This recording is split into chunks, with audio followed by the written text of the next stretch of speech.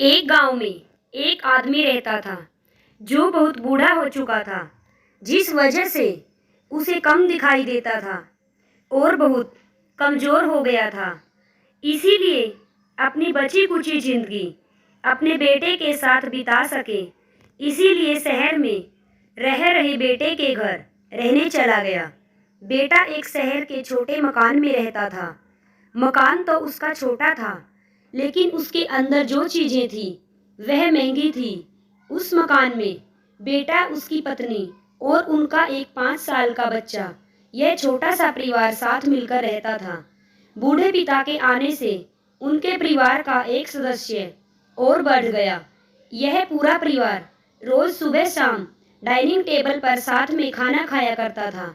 बूढ़ा पिता अपनी कमजोरियों के चलते हमेशा खाने की चीजें नीचे गिराता रहता और कई बार कांच के बर्तन भी टूट जाया करते थे। कुछ दिनों तक तो बेटे और बहू ने यह सब सहन किया, लेकिन बाद में वे दोनों बूढ़े की ऐसी हरकतों से चिढ़ने लगे। बेटे ने कहा कि ऐसा कब तक चलेगा, हमें कुछ करना पड़ेगा। उसकी पत्नी भी इस बात से सहमत हुई।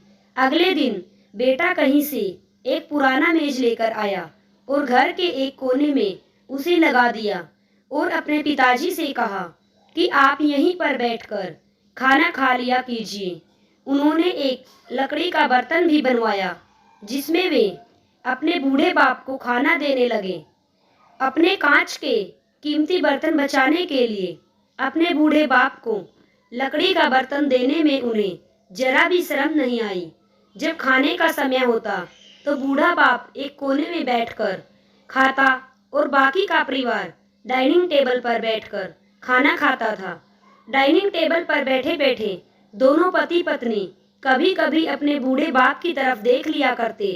बूढ़े बाप की आंखों में उन्हें आंसू भी नजर आते, मगर उन पर जैसे कोई असर ही नहीं होता। बूढ़े का पोता भी यह नजारा हमेशा देखता और वह अपने में ही खोया रहता।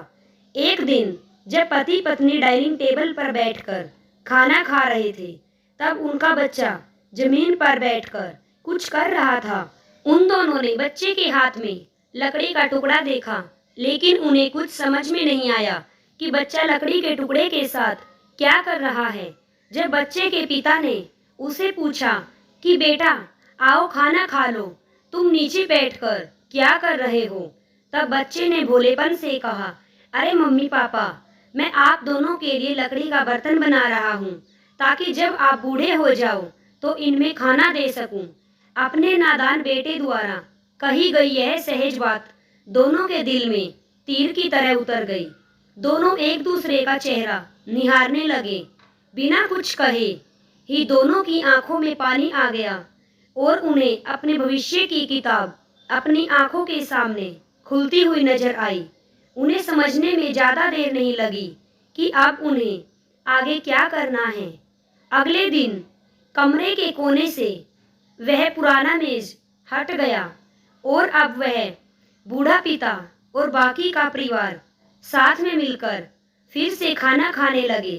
बूढ़े की कमजोरियों की वजह से हो रही गलतियां भी अब किसी को नहीं चिढ़ाती थी। दोस्तों, यह कहानी हमें बताती है कि हर वह पत्ता जो आज हरा है वह कल सूखेगा और डाली से नीचे भी गिरेगा। इसीलिए हमें अपने बड़े बूढ़ों का हमेशा ख्याल रखना चाहिए और हमें हमारे माता पिता और बुजुर्गों के साथ वैसा ही व्यवहार करना चाहिए जैसा हम चाहते हैं कि हमारे बूढ़े होने के बाद हमारे बच्चे हमारे साथ करें।